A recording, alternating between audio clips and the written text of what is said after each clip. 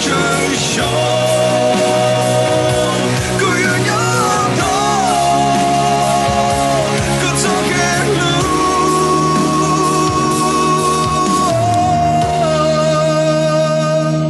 nhận từ bờ thấu cùng hoa kia lưu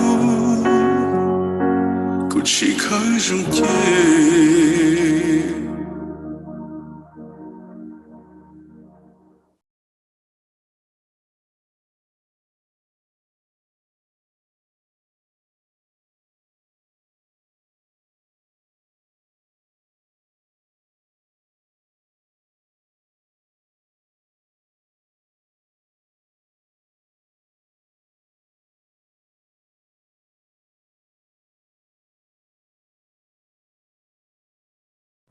nhớ trong sự đời cũng bây giờ Dr. Lennox mua quý hợp tu chiropractor nhớ hồ Saint Paul Minnesota quý hợp tu Dr. ấy nhớ bắt xa cái ba cái lúc chơi cái này chỉ sao mà giờ này all fashion đâu tôi mau tao hết lử tôi mau tao chế mau bắt xa mau linh mau gai mau đũa mau tao hồ mau tiền đỡ chế tôi sai cũ giờ này sẽ chế cũ lúc clinic nhớ tao Oswald G Cesar Chavez Street giờ này sự hữu cũ đến hữu tao tàu GE xa chua xa lao G tàu xa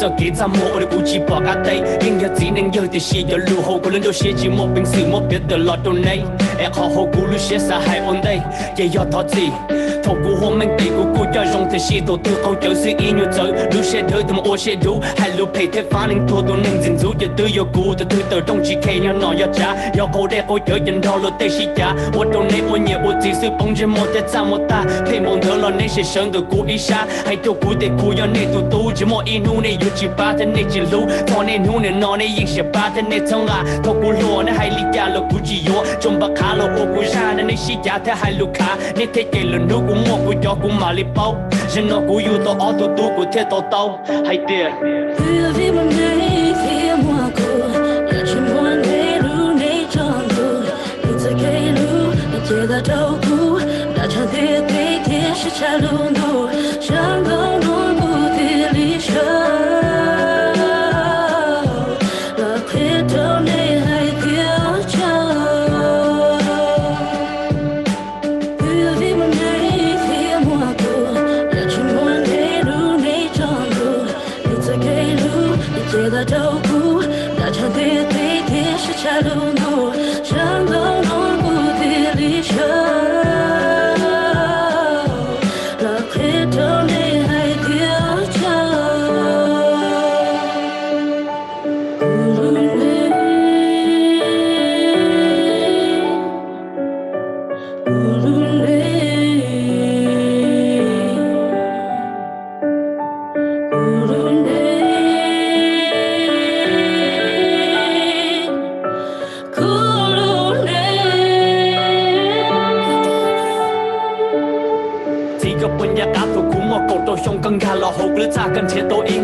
cái gì cũng để sống một nhà cái chỉ cho xa cái chỉ bỏ hay để của lũ họ biết do bài cứ tâm má cái này chỉ tiếc thế nên muốn nhẹ còn lần nuôi yêu cũng chỉ nhỏ lô tê thế sai đầu này chỉ kể thế này ya chia gì cũng như bao cái kỹ cho bé luôn nâng để xì chân nó xứ béยังlo luôn nâng chỉ tao khó để xìยังnhỏ chỉ nhỏ hay cho bé cho mình ngồi dậy này thật là mò cụยังbỏ hay đểยังmòn đầu rồi này cụ tu sẽ cho bé vì thầu hú sợ tông xứ bé cho nó chỉ xa lọt đấy vì cho kỹ tung khen chèn trai này chỉ thế tông này kể để chỉ cho con thơ là sát đến chạy bé cho nó mòn nó chỉ cho luôn này cụยังbỏ tên này lu cụ vì thầu cụ hồi yêu thầu cụ cho tu đi chỉ tông bỏ đi chỉ tao cái để chỉ này tôi khe ở tôi nhu đi lúc đó cụ bỏ tôi thế cũng chẳng tôi tên nàyยังlu thế khe cho cụ chỉ tàn thầu lý do là hay cho lu vì mình này thì mua cụ là chỉ muốn để lu này tròn cụ在给路，你接到照顾，大家别给给是trả路途，想到我不地理上，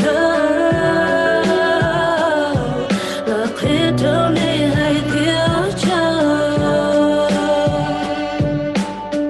vì mình này thì mua cụ, là chỉ muốn để路này tròn cụ，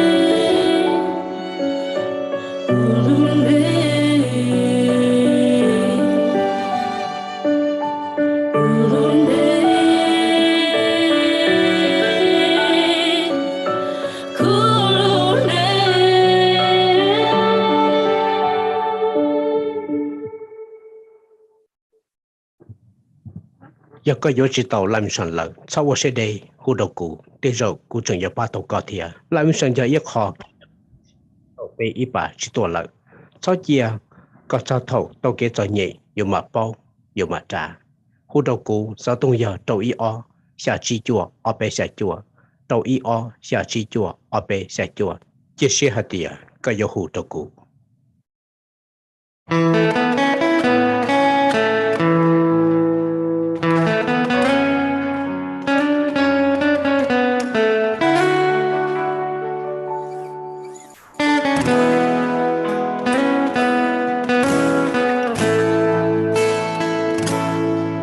khi lúa khâu có tuột tuột vô một dấu vô cái màu xuân khi lúa khâu có khó khó cái màu xuân vô thiên mù gió kề giờ vô đêm lúc khó muốn chia chỉ bỏ lo cu vô mù có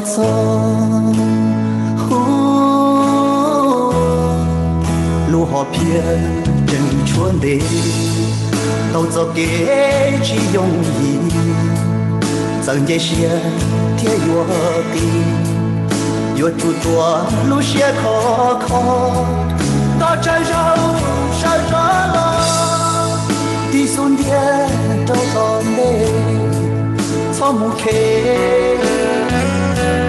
giá ta lo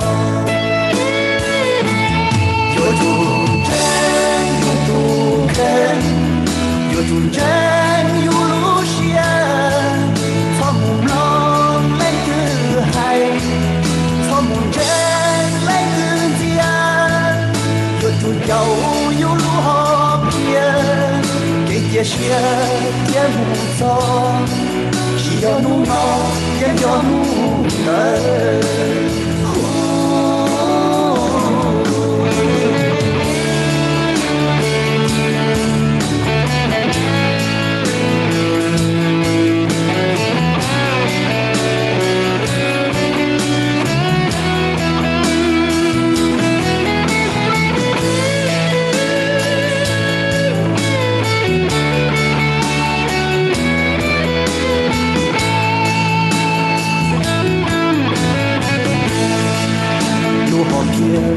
chân chuồn đi tàu gió kế chỉ dùng gì dần dây xe theo vô đi vô chu tua lu xe khó khó nó trái rau sao gió lo đi xuống địa đâu còn đây cho một khế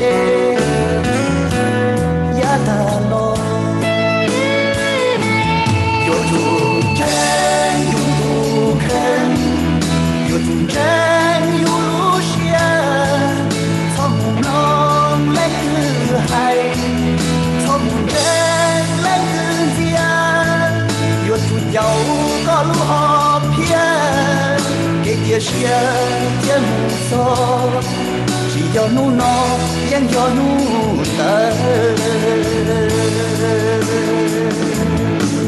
khi lúa khâu có tuột tuột cái màu xóa yêu thiệt dầu chua khi lúa khâu có khó khó lúa họ phía yêu thiệt mù gió lúa quăng hoa sao nữ lo u thiệt gió cho cuộc đời mua khởi kia mua kế cờ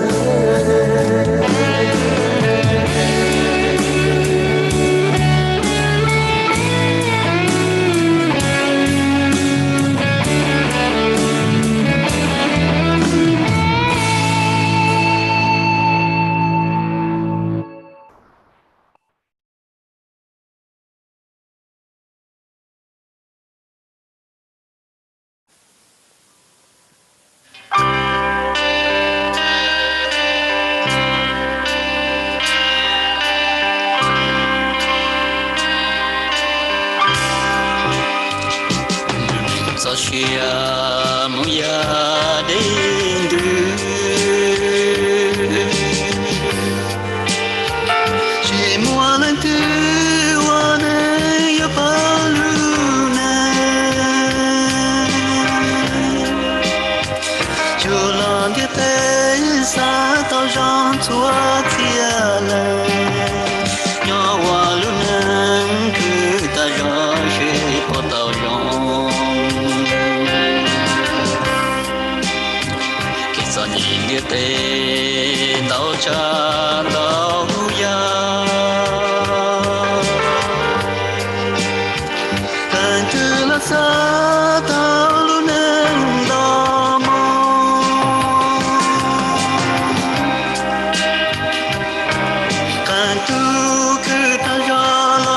chỉ muôn mong để từ mong rong tao lưu nên ca chia lưu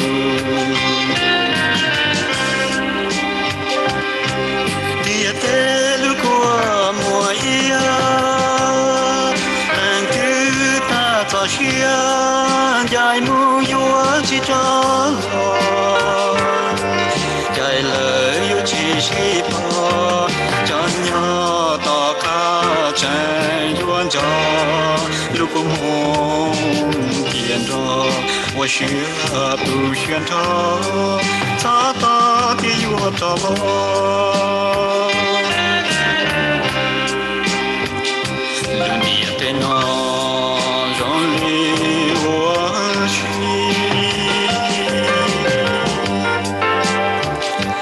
到落地撒点要用力。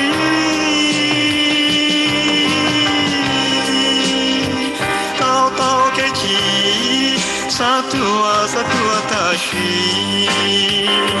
我能做起要找行业的喏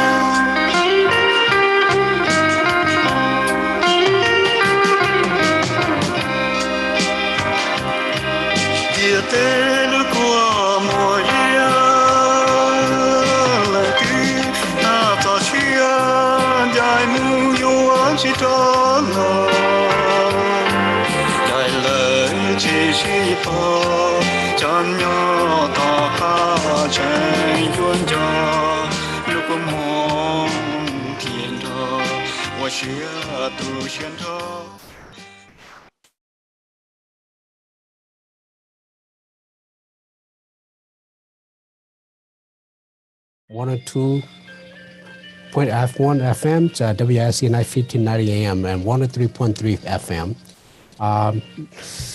It's very honored to have this opportunity to welcome Aden Thao, who is a young Hmong individual person, and his full name is Aden Thao, right? Yep. Yeah, Aden Thao is 18 years old from Fresno, California, and he's had a race team called Kali Shine Raisins, and also he's been raised in 2001, raising results Motor America Superbike champ, and also from the Superbike from Thailand. Correct. All right, so welcome to my show. Thank you so much for inviting me out to the Hmong radio broadcast. All right, awesome. So let's talk more about you, and let's talk about when did you realize that you are doing motorcycle race? That's actually a very wide answer that I have to, because like I said before, racing was never something that I ever planned on doing when I first started. When I first got onto a motorcycle, I never thought that I'll be racing, in a world class series. I thought I'll just be riding a motorcycle to get around town and have fun on, and maybe go out to the track. But as time went on, very shortly, we found out that we had some skill behind us as well, and we got very fast very quickly, and we got a lot of skill very quickly, and we started catching a lot of people's eyes and attention very, very soon. And I believe not even a year into riding and racing locally in California that we went pro. I believe it was like a 6 or 7 month time span before we went pro and actually started racing professional series. So 6 to 7 months, that's pretty short periods of time right there. Oh yeah. Okay. And also I heard you came to Minnesota too, right? Correct. Okay. What do you do in Minnesota? We were here a few times actually. This weekend we're here because we're throwing a fundraiser to help fund the expenses for my 2022 race program. And I have been to Minnesota a lot in the past. We actually do race and in Minnesota and Wisconsin as well. This summer we'll be coming back to Minnesota to race in Brainerd, which is about an hour and a half north of the Twin Cities, and we'll be racing again in Wisconsin in the summertime in Elkhart, Wisconsin. So a little bit of background is that I race Moto America here in the United States, and I do race a lot of the FIM organizations overseas. So when I do race here in Moto America, we do travel around the United States, and we do race coast to coast as well. Okay. So when do you start racing again? I was 15, so 2018 was when I first started. You start racing. Yep. Yeah. Okay. So since they've been, is it racing all you do, or do you do something else too? There's a few things I do by my on my free time. Yes, I still I'm still in school right now, so I do have a lot of classes. I'm currently studying at Fresno State in my hometown. A lot of my assignments, a lot of my classes, they're on a lot of it's virtual now. A lot of it's online, and for my traveling, for my racing, we're always traveling, you know, whether it's in California, racing locally, or Moto America, racing throughout the United States, or even racing FIM organizations like in Thailand. And this year we do have big plans to go out further overseas to Spain and Japan, a lot of the Asian countries, Malaysia, and you know, we have a lot of big plans for us this year for a race program. And when it comes to my free time, what I like to do, you know, besides racing and having to deal with school as well, I really like the outdoors. I'm a really big outdoorsman. I love fishing. You know, I love hunting when I have time. I just like the outdoors to escape a lot of the stuff that I have to deal with, you know, because racing in school, it's very hard, especially that everything's on the computer now. It makes it a little easier because I don't have to actually attend classes at the school. So I could be anywhere in the world and still keep up with my school, my education. But at the same time, that also makes it hard because a lot of the times I'm doing my school, you know, in a car, on a road, or in the airport, on a plane, you know, you name it. So, and that just goes to show that, you know, when you want something, when you're pursuing your dreams, you're going to do whatever it takes. And so, like Aden said, he could be eating while doing homework in the back of the travel trailer, wherever they are going. He's doing whatever it takes so that he can prepare himself for the actual races, because, you know, a lot of people don't understand.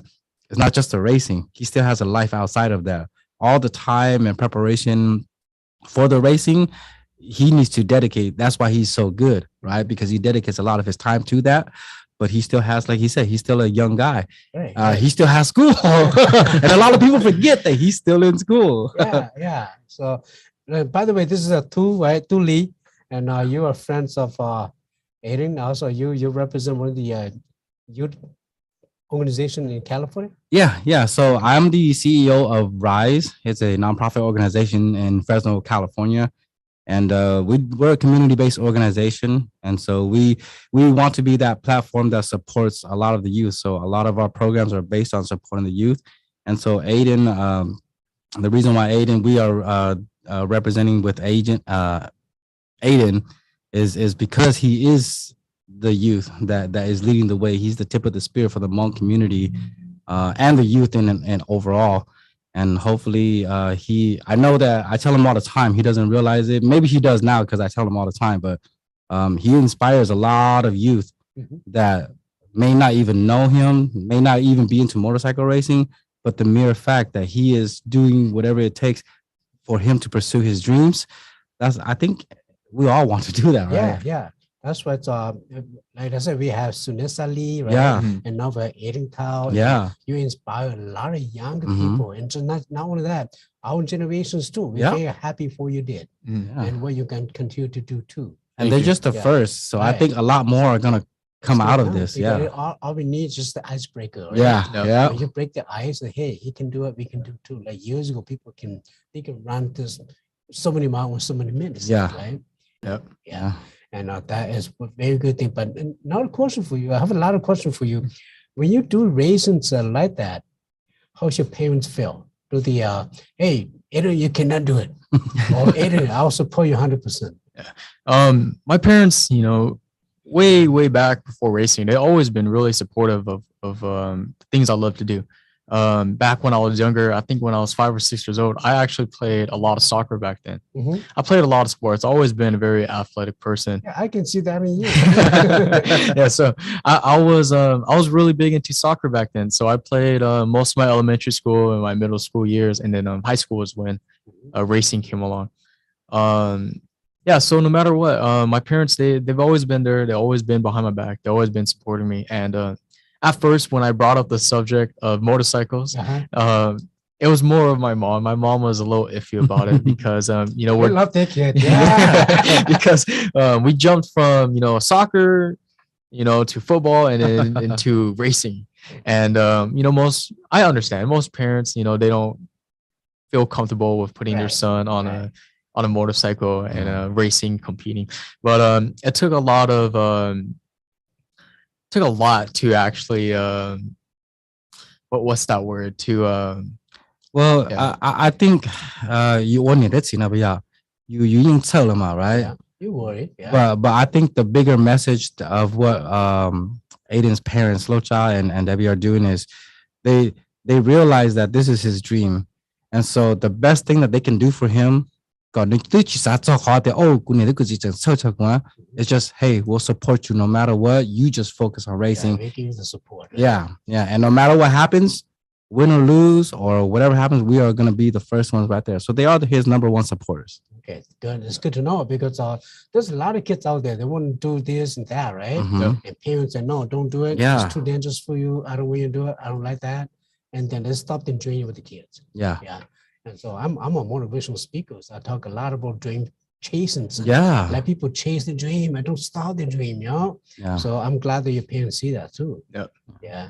And so, you know, as any parent, they want to save for their kids. Yeah. And they don't want, and your sport is very dangerous too. Oh yeah. So let's talk about your sport because one of the biggest, your sport is dangerous.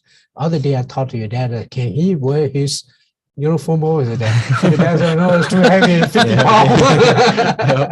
pounds. So let's talk about your sport. How prepared are you? What do you need to do to be in the motorcycle race and things like that? So most of it really comes down to the rider. So, you know, as many other sports, you know, us as athletes, we do have to prepare ourselves, and we do have to mentally and physically prepare ourselves before races. We try to stay in the best shape that we can. We try to eat as healthy as we can, and we try to exercise to do, you know, all of that, you know, to stay in shape as a racer, as an athlete. When it comes down to safety, most of that is with our gear that we wear. Our gear that we wear is not, you know, the same everyday clothes that we wear, you know, to work, to school. Our gear is very different. Our gear is very heavy, and it's made out of 100% leather, cowhide, kangaroo hide.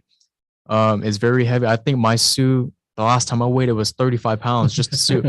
And it's full leather from top to bottom. We have boots, we have gloves, we have back protectors, we have airbags that's converted into the suit too. So whenever we fall, it will detect that we have fallen, and it will deploy like a regular car airbag. Our helmets, they're made out of 100% full carbon fiber, so they're super tough, they're super thick. Everything comes down to safety when we're out there racing, because it is a very dangerous sport.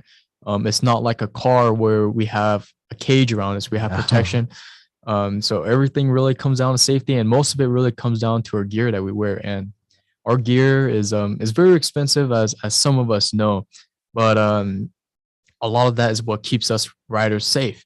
You sometimes see a lot of accidents that happens out on the street, on the road, and unfortunately, a lot of riders that do get into accidents on the road, they don't make it out alive, or they get very severely injured. Where us racers, whenever we go down, it's because we have the right protection on us. We we invest that money into our gear, into our suits, our helmets, because we want that extra safety. Yeah, your suit is now your roll cage. Yep. Because I remember a couple of years ago, I went to Texas, right? I went to see MotoGP. Yeah.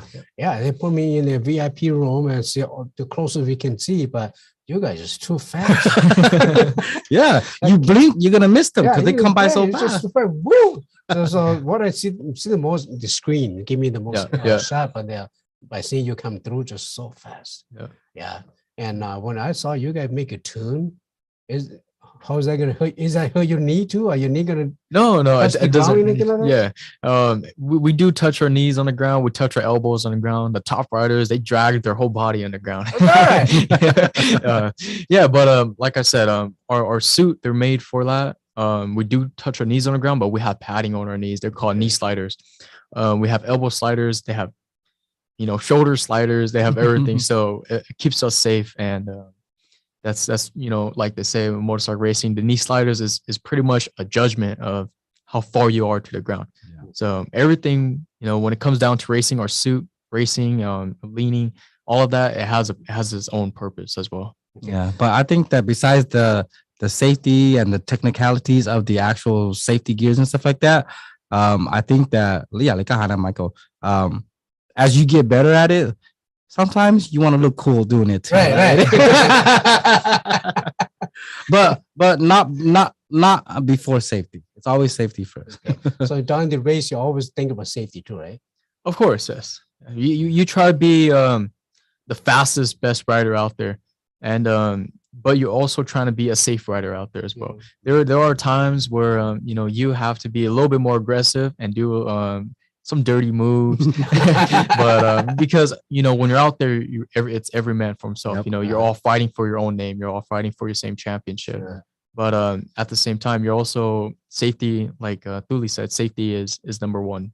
And us as racers, we do respect each other. Sometimes out there on the track, whatever happens on the track stays out there. But whenever everyone's in the paddock, in their pits, and we're all talking as racers, everyone respects each other.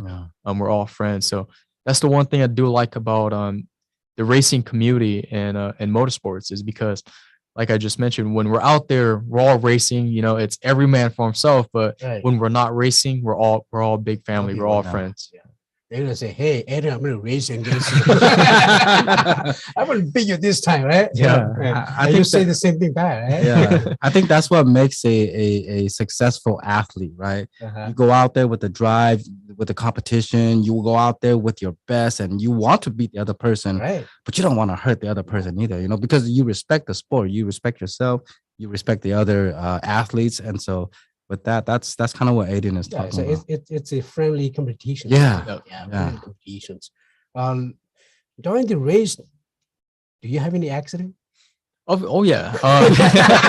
Let's talk about it. Yeah. So like we mentioned earlier, racing is very dangerous. I've had this question a lot, and every time I see people are like, "Oh, have you ever crashed? Have you ever got injured?" I'm like, "Oh yeah, many times." But like I tell everyone, crashing when you're racing that's just part of the sport.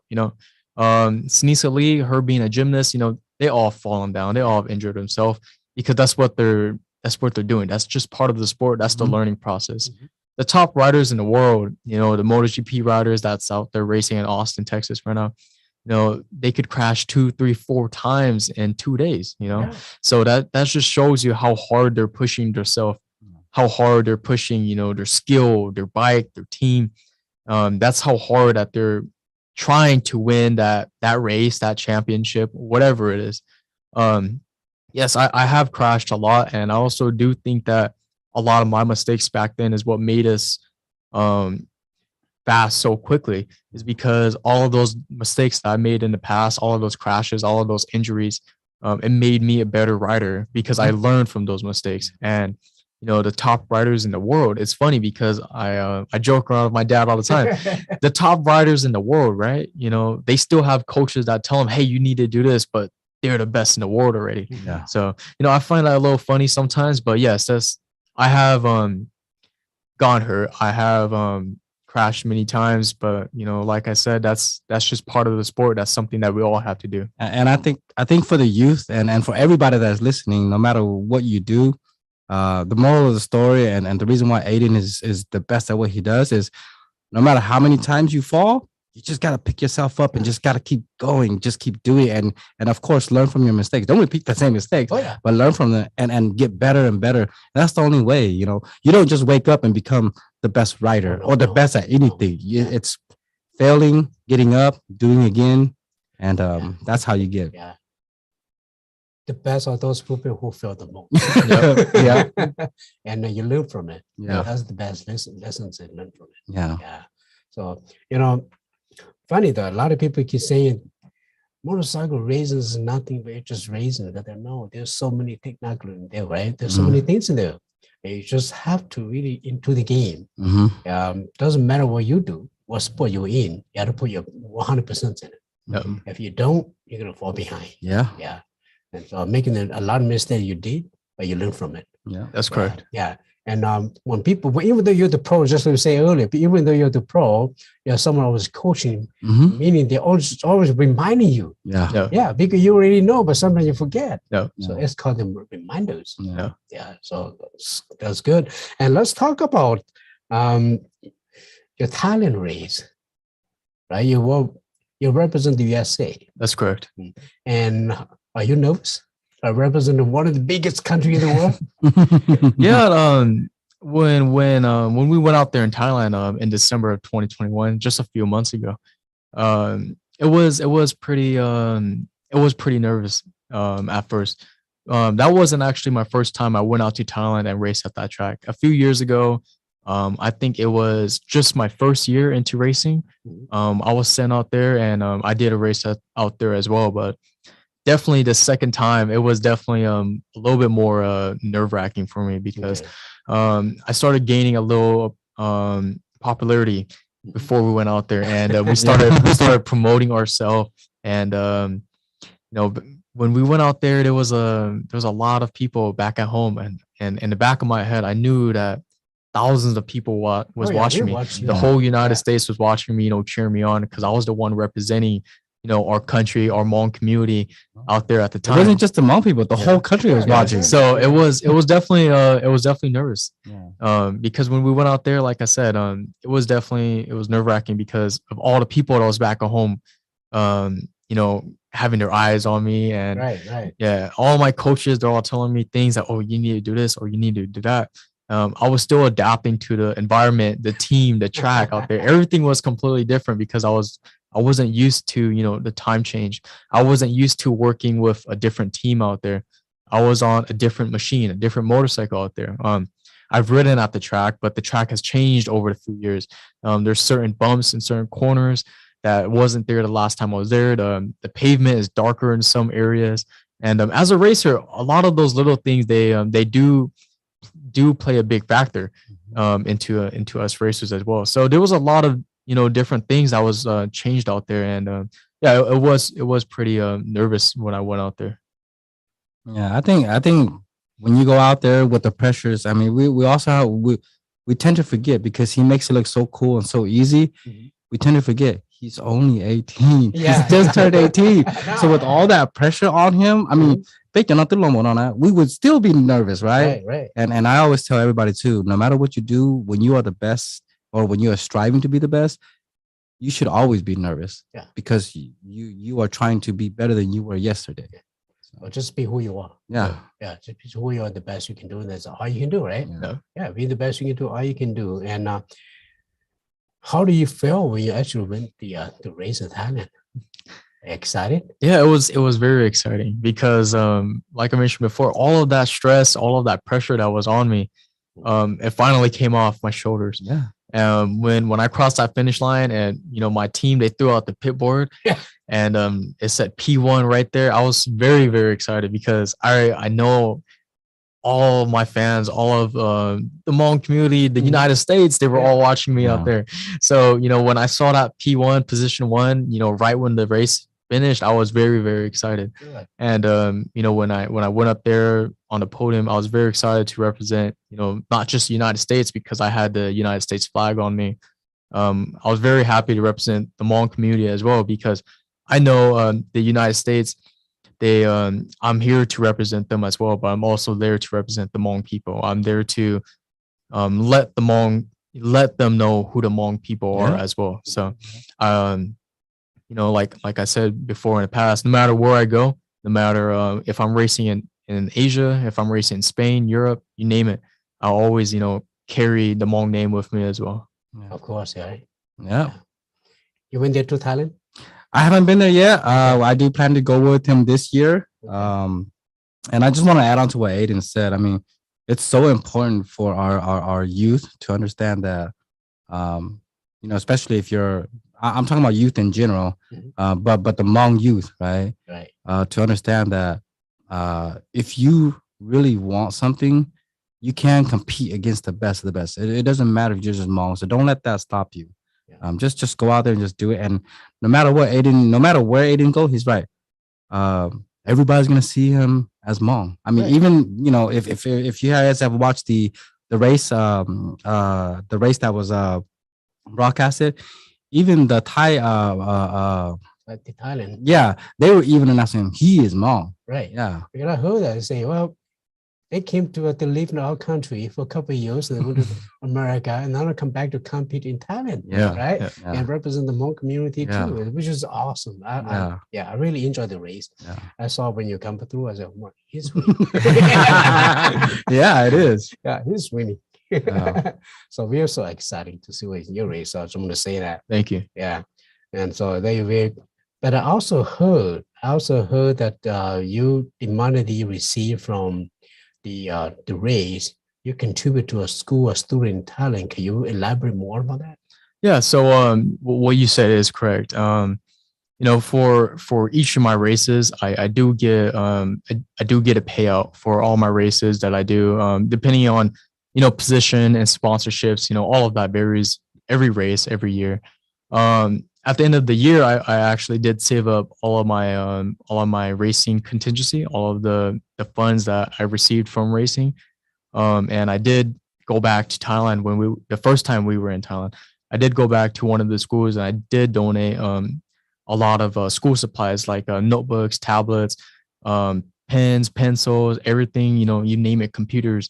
I spent all of my racing funds to go and support a lot of the Hmong villages, a lot of the schools in the Hmong villages up there as well. And we did build them a cafeteria up there as well with last year's race expenses as well. And the reason, a lot of people ask, like, why did I do that kind of stuff? Because why you do it? because I love to give back. That's the thing. Some people, someone just asked me yesterday as well.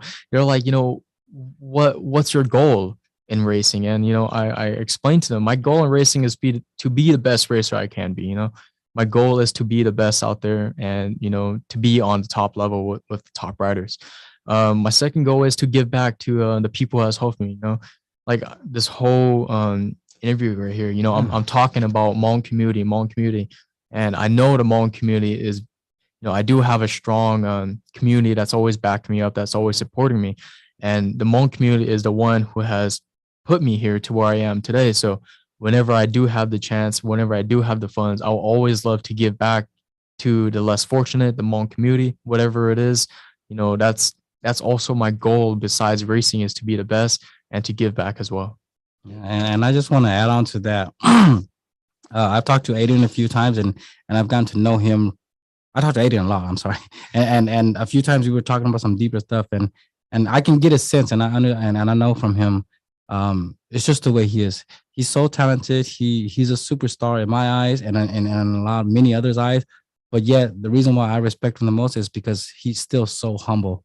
He doesn't. The bigger he gets in his racing world, his head stays the same. He's always grounded, and he knows where his roots are. And the money that he gives, that's just one part of it. But I think the bigger thing that he gives that is priceless is that he's just doing him. And I think that inspires a lot of people, and that there's no money that could pay for that. Yeah.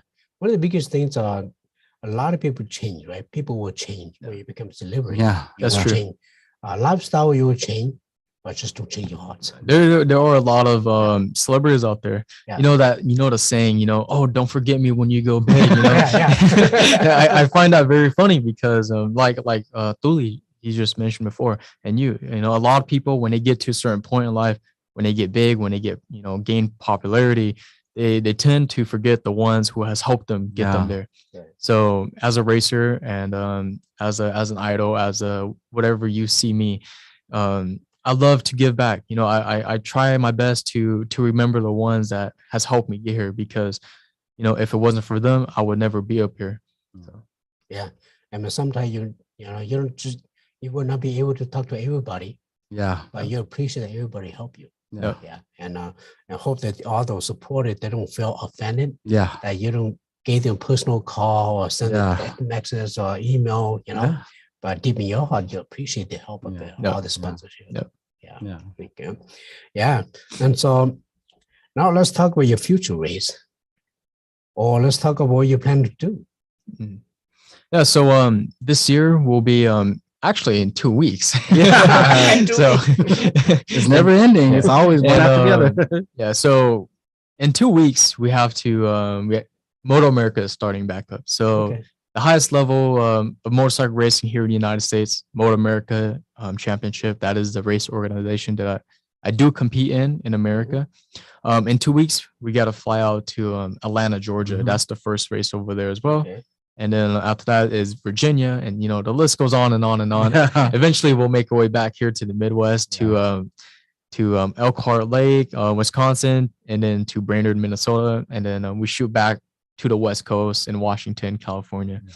And then after that, after Moto America season is done, we're gonna go back overseas to Thailand, the BRIC Brick Superbike championship over there as well, and I'll be over there defending my title as my championship over there from last year. After Thailand, we do plan on racing Asia Road Racing. Asia Road Racing is the highest level of motorcycle racing in Asia. So they travel all throughout the countries of Asia. So Thailand, Malaysia, Japan, you name it. All of the Asian countries out there they travel to. We'll be doing a lot of races out there in Europe and Spain. We'll be competing in British Superbike. So we do have a busy schedule coming up very, very soon here. And because we're so busy, because Aden is so busy, I ask that everybody listening and everybody out there, Hmong or not, the way to keep him motivated is just to just, thank him, share your stories with him. He watches the posters on Facebook and stuff like that. And just like and share and just support him. That's his fuel. We keep him motivated, Yeah. I mean, negative talk will only pull people away from doing good things, right? Yeah, it is. Give me encouragements and push them more further. Yeah. And let's talk about your bike. The bike that you have, you got the 2021 Kawasaki Ninja 400 bike. How's that running for you? The 400 is very great platform. The 400, I've been on the 400 for 2 years now. When I first started, I was on a Ninja 250 and then an R3, which is a 300. And then for 2 years now, I've been on the Kawasaki Ninja 400. I tend to stay with Kawasaki because Kawasaki does support me. They do sponsor me as well as a rider. So I do stick with the Kawasaki platform. And the 400, it is a very, in my opinion, it's the best bike that I ever owned. It's if for the guys listening out there that do know about motorcycles, the 400 is the step from a 300 to a 600. So it's just the right in between. The 600cc bikes, love them. They're very good handling bikes. The 1000s, I do feel like they're a little overkill on some tracks, a little too fast. But the 400 is by far, I'm not being biased, but the 400 is by far my favorite, bike out there to race on the track because, like I said, it's not a big bike, but it's not a small bike. It's that in between level right there. And man, the times that we do in some tracks, it's amazing of how fast we actually do go on those little things.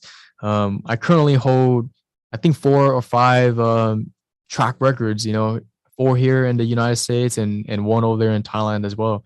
And it's insane what those little bikes can do. Yeah. And just a disclaimer, it's not the 400 that we can get on the streets. Okay, just the one thing. It's a lot of mods to it. So yeah. Have you crashed a lot of them too? I have gone through a handful of 400s. I had there was one time where I got a brand new bike, right? I think we just bought it from the dealership. They took it to the shop, they threw everything on it, $20,000-$30,000 after. Took it out for one lap, crashed it, totaled it. It was gone. You're gone. Yep. Okay. I rode it for not even a quarter mile and then crashed it, and it was done. Here you go, Dad, your money. Yeah, so but that's how racing is. And when you make dumb mistakes like that, you learn from them. I think the reason why I went down is because the tires, they weren't warmed up yet, and I know better than that. And that's why we're mentioning earlier, that's why we have that instructor, that's why we have that tutor to sit there with you and tell you that you know better than that, to remind you. Right. Yeah. Okay. Yeah. And now let's talk about your sponsorship. Who are your biggest sponsorship? Because they are the people who give you all your gills everywhere, right? Yeah. Well, no, you go ahead. Eddie. Okay. Yeah. So, I do have a lot of sponsors. My sponsors, they vary every year. Every race program, depending on who we're racing with at a certain times of years versus who we're racing with, because when I was in Thailand, I did have different sponsors that supported my Thailand trip versus my Moto America trip as well. My major sponsor, my title sponsor would probably be Rise, Thule right here. Rise, they have always helped me, from the beginning of my my racing journey.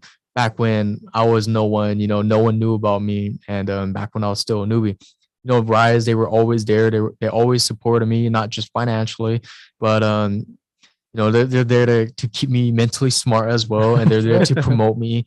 I can't thank Rise enough because they put so much work into helping not just me, but they have a whole other program that they do with a lot of artists, singers, athletes as well. So I do appreciate Rise and all of their hard work. Yeah, and sponsorships come in many shapes and forms, and there are different ones that come on. Yeah, different races, like Aden mentioned earlier. Sometimes they will sponsor this race, and then other races when he travels internationally.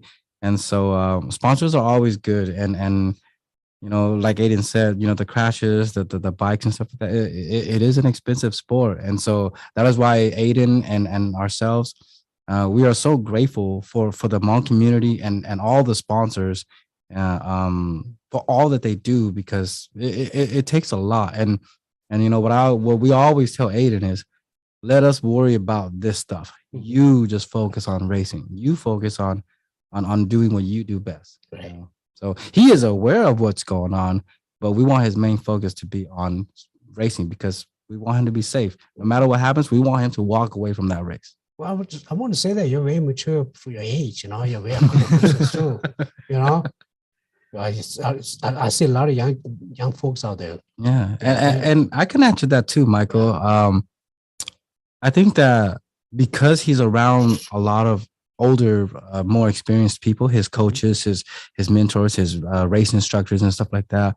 I think that a lot of the youth, I just want them to know that whatever they're going through, whatever their dreams, their passions, their goals are, they don't have to go through it alone. You can. I'm not saying no one can't. If you want it bad enough, you will always be able to do it, right? Even if it's by yourself.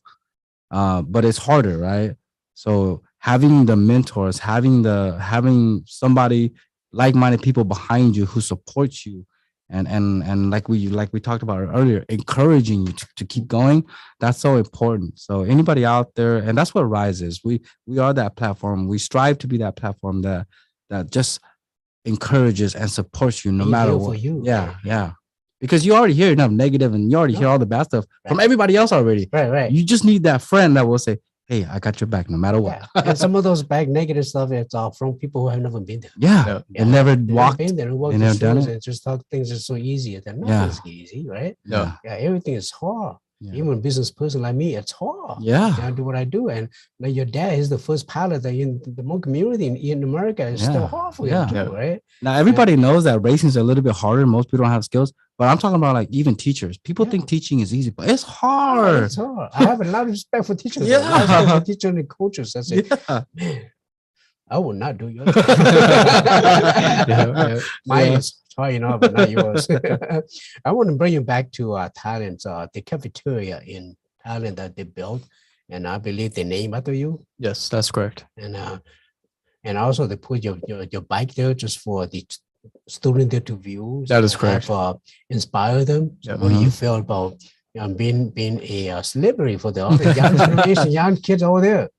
I don't feel like a celebrity. I don't feel like none of that. People look up to you as a celebrity, you know? Yeah, no. To me personally, and like I said this many times, I'm just some guy that races motorcycles. I don't see myself as a celebrity, as a popularity guy like that. But like I did mention before, yes, I do want to give back to others as well, because a lot of people have given a lot of things to me, and I'm very fortunate to have all of these sponsors, all of these supporters here in Minnesota and Fresno, throughout the world as well.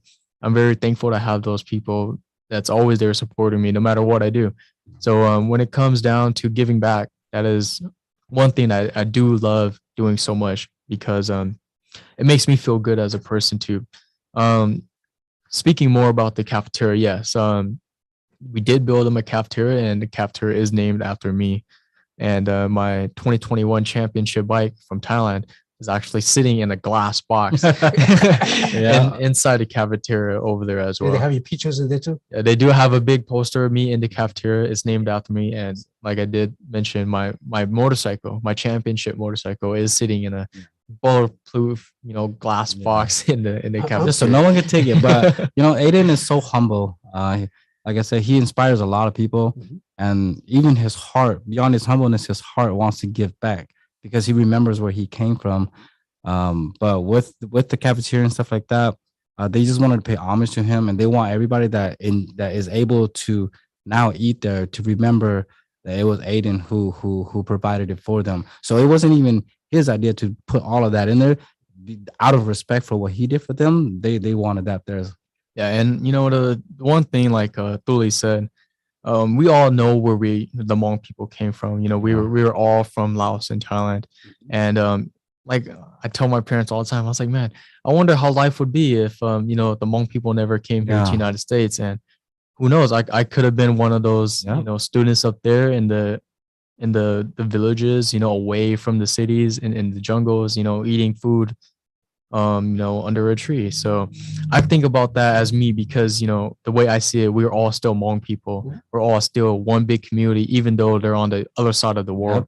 I still see myself as, hey, if my parents never came here, I could have been one of them. So. Exactly. When I do my motivational speaking, I always say that. I say, who came to this country? Yeah. Somebody raising him. I say, who born in this country? Raise him. I say, you're lucky to be born in the greatest country in the world. Yeah. And those who came, I say, you're luckier because you came a country and nothing to in this country here, right? Yeah. And be able to bring your children here, born your children here. Yeah. So younger generation, you're very, very lucky. And your humbleness is very greatly appreciated. Thank you. And I think having your motorcycle there, your pictures there for the younger generation to see as an idol for them, as a model for them. Yeah. And that is one of the greatest things. You don't have to teach anything. Yeah. People just saying it through you and saying, hey, I want to do like he did. Yeah. One of the most important things, and I'm glad they did that and put that up there, because as a Hmong kid coming from the mountains to come to school, that's already hard enough. Yeah. And then to have a place to eat, and then look and see somebody as great as Aden is win the Thai championship, and know that, hey, that guy is Hmong. So if I want to do something, I can do it too. Yeah. So that's the number one message. Yeah. Even you inspire just one person of that, it's good enough, right? Yeah. Don't have to be the whole town. Yeah. Just one person. Yeah. That's good enough. Yeah. Yeah. So, and where exactly in Thailand that particularly? Chiang Mai. So northern Thailand. Northern Thailand. Okay.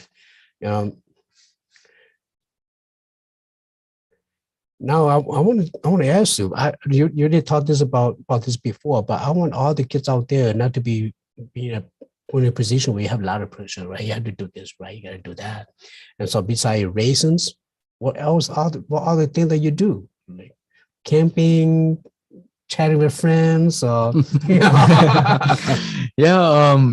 Whenever I do have time, like I mentioned before, I'm a really big outdoorsman. I love the outdoors. The outdoors, it feels like that's my escape from reality. You know, my place to calm down, to release stress, you know, from all of this racing, traveling, school. And I do have a pretty big, you know, friend group back at home too that I like to catch up with whenever I do have time to spend time out there with. You know, besides that, it's mostly racing, you know, school. And whenever I do have that slight free time, you know, back at home, I love going outdoors and I just hang out with a group of friends, you know, talk, catch up. Yeah. But you know, as time went on, all of us, you know, a lot of my friend groups, we all graduated high school. So everyone, you know, they were doing their own thing now. So, you know, a lot of them, they're busy now. They have jobs, they have you know, they're still in school right now. So, you know, I see it as time goes on, you know, we get older, we have Yeah. our lives start changing as well. So I like to Yeah. focus on what I'm doing and let them focus on what they're doing as well. don't you busy out and you travel all over the place, right? Does your coach ever say, Aden, now time go to sleep? Yeah. Oh, now go time to study. Oh yeah, I had many coaches, and yeah, my coach, he does travel with me throughout the whole world actually, and he's actually the one that's telling me, hey, don't eat this, or hey, no, we got to race tomorrow, you gotta sleep, you know, or get up, we gotta do push-ups, we gotta stretch, we gotta run. And sometimes I'm like, oh man, do we? You know? It's more like the army, right? Yeah. But yeah, no, that's what the coach is there for. You know, every athlete, they have that one person to tell them yes or no to things. And you know, that's, like I said, that's just part of it. That's just part of the sport. That's what we have to do to do the things that we love to do. So And it goes back to what I said earlier about, you know, as you're striving and growing in your own personal life, don't be afraid to ask for help. Don't be afraid to reach out for with like-minded people who will be there to support you. Not somebody who's going to be a weight and drag you down, but somebody who will support you, because Aiden knows what he should do. He knows what he should not be eating, what he should be eating. He knows he needs to get up and do his exercises and stretch out. But even as good as he is, as great as he is, someone still has to remind him, to encourage him. Hey, come on, let's do this. Hey, come on, we got to do that. Hey, you know you can't eat that. Just 10 feet away. Right? Yeah. So if Aiden, as great as he is, has someone like that, we should all strive to find someone like that as well. Yeah. You know, I know that I want to talk to you all the whole day long. But our time come to the end. But one thing I want the last word from you. What do you want to say to the parents and people who want to chase after their dreams like you? there's more than one word. But yeah, so you know, no matter what it is, you know, I said this once and I'll say it a million more times. No matter what it is, it doesn't have to be racing, it doesn't have to be gymnastics like Suni. It could be whatever you want to do. Basketball, football, you know, soccer, baseball, whatever it is. You know, just go out there and do what you love, because no one is going to be there to tell you what you can or cannot do. My parents, my dad, he was the first Hmong American pilot here in the United States, and he tried to not force me into that, but he tried to get me to like it. And you know, I was like, you know, Dad, that's not really my thing, you know. And I had to find what I truly loved by myself. No one, you know, no one brought up motorcycles when I was younger. I never been around motorcycles. I never knew anyone who had a motorcycle back when I was younger. So that is something that I had to find within myself. No one brought it up to me. And, you know, for kids my age, you know, younger, older than me, no matter how old you are, you know, just do what you love to do. And for a younger person like me, and you need that support from your parents, you need to show them how much you want to do. You got to show that dedication that, you know, you're willing to put into to do this. I had to go through all of that, because when I first brought up motorcycles, my parents thought I was crazy. But I showed them how hard that I worked for it. You know, I I showed them how hard, and how dedicated I was to put into this, and they finally understood that I really wanted to do this, and they finally supported me, and they finally started doing all these things to get me to where I am today. So, as a younger guy, you have to go out there and show people that you're dedicated enough to do these kind of things. Yeah, so you got to kind of earn it. It's not like Aden just woke up and say, I want a motorcycle, I want to race, and his parents are like, oh yeah, here you go. It's not like that. You have to earn it because our resources are limited as parents, right? Right. And so we just want to know that this is really something you really, really, really want to do, and you're not going to stop no matter what. Versus it's just, oh, you're just going to do this for now. 2 months later, you're gonna do something else. Because even though there's nothing wrong with that, our resources are limited, so we can't support every little thing that all of our kids want to do. So, like Aiden's message is, show them that you want it bad enough, and I'm pretty sure most parents nowadays, they will support that, but you have to kind of earn it too. You just can't expect it. Yeah, you have to earn it, right? Yeah. You have to earn it. You have to really prove that you want to do it. Yeah. Don't just say, I want to try. I try, it doesn't work out, right? Yeah. And there is a, I like to say all the time, there's going to be a lonely, dark path at first. Yeah. At first you're not going to get that recognition that a lot of these pro athletes, they do get. Every athlete, every professional singer, every you name it, they have all had a time where it was very dark when they were starting out at first before they got that recognition. Yeah. So some people, it might take longer to get a certain step. Yeah. A lot of the racers that I raced with, it took them 10, 15 years to get to where I am today, and it only took me less than a year.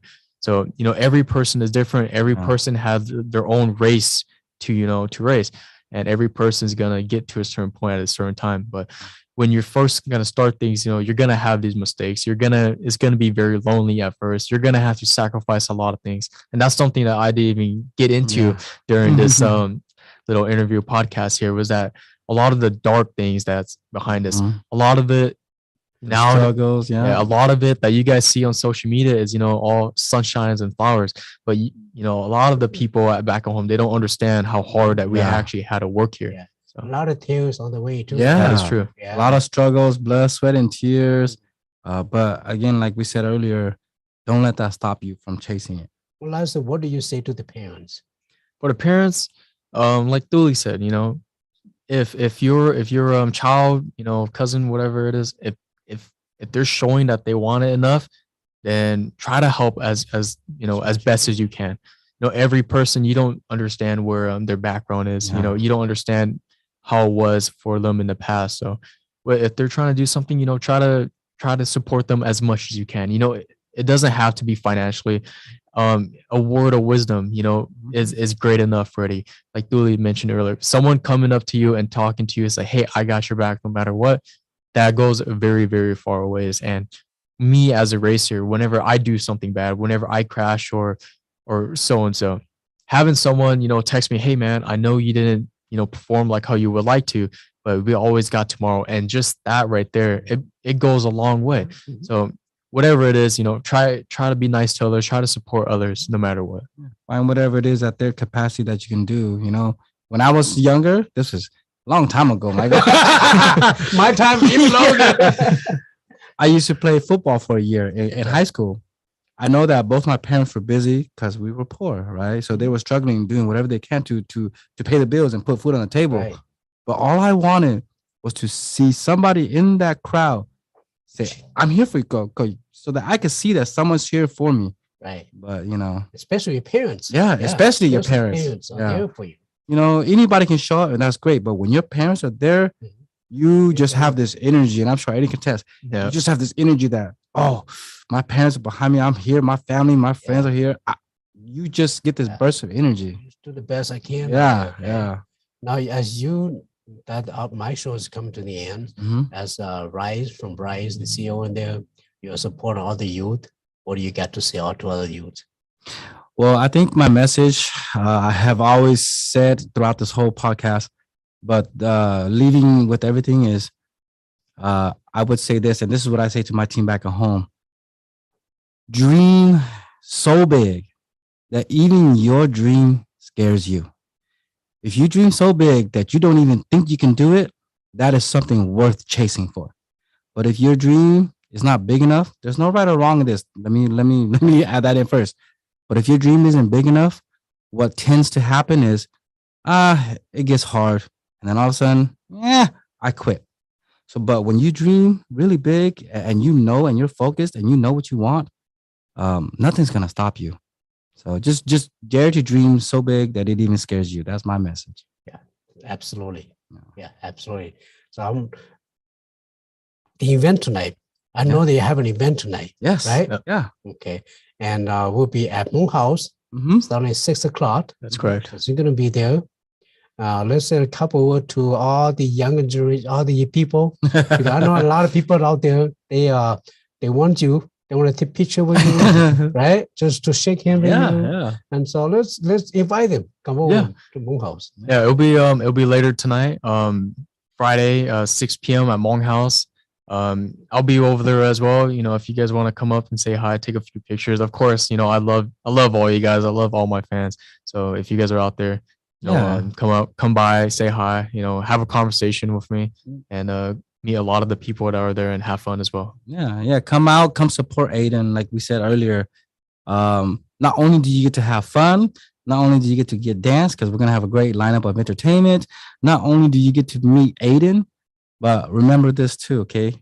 Everybody, especially if you're Hmong, right? You don't have to be Hmong to come. We welcome all, but especially if you're Hmong, you are supporting the first Hmong professional bike racer, right? Yeah. So come out there and know that you are not just doing this, not just for Aden, but for your whole community. You're supporting your community and the future Adens. Right. And for those of you not unable to come tonight, just send Aden a text message on Facebook. Say, hey, we could not be there physically, but spiritually we will, right? Yeah. So I want to thank you so much for coming to my shows. I know that I want to talk to you the whole day, but pick a place to go. So I want to thank you so much for coming to my show. And I look forward to talk to you again in the future, wherever you are. We can Facebook, we can talk online, Zoom, and we can bring the news back to the community. Yeah. Thank you so much. Thank you so much. Thank you for having us. Thank you for having us on here. It was a pleasure. All right. Thank you. You ready? Thank you.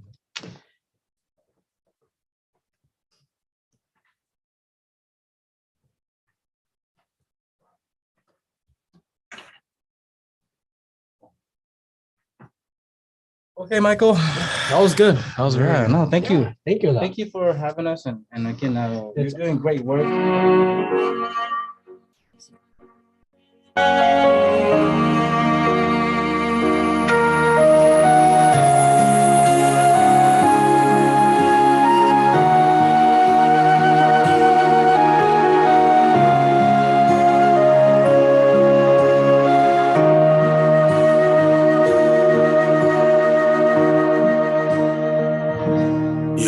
Thao